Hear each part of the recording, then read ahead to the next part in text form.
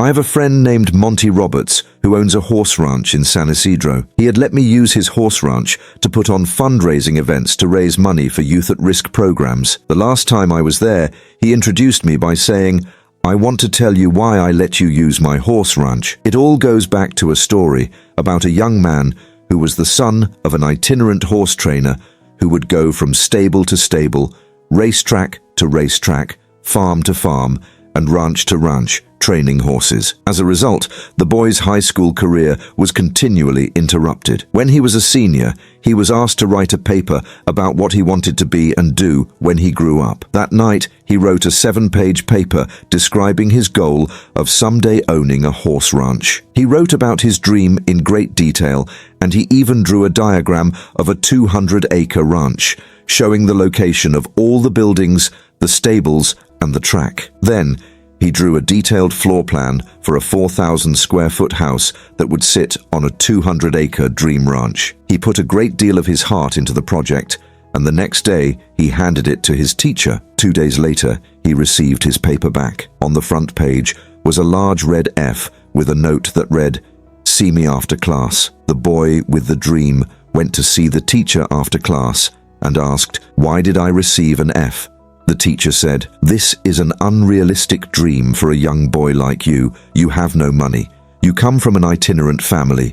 You have no resources. Owning a horse ranch requires a lot of money. You have to buy the land. You have to pay for the original breeding stock, and later you'll have to pay large stud fees.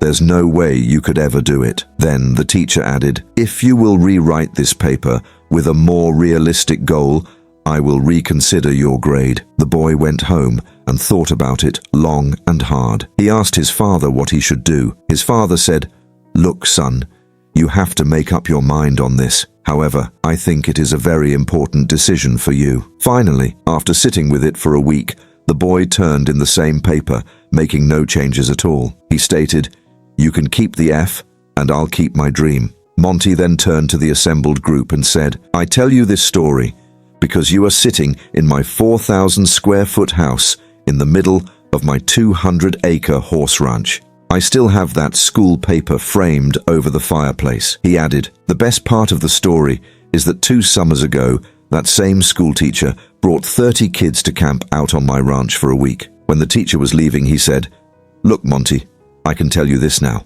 When I was your teacher, I was something of a dream stealer. During those years, I stole a lot of kids' dreams. Fortunately, you had enough gumption not to give up on yours. Moral: don't let anyone steal your dreams. Follow your heart, no matter what. No dream is too big or too small when one works hard to live it. One should always try to make dreams come true, no matter what." Today, we learned new words and sentences through this story. Remember, learning English can be fun when you practice regularly. So keep listening, learning, and growing. Make sure to like, comment, and share how this story helped you improve your English. Thank you for watching, and I'll see you in the next story.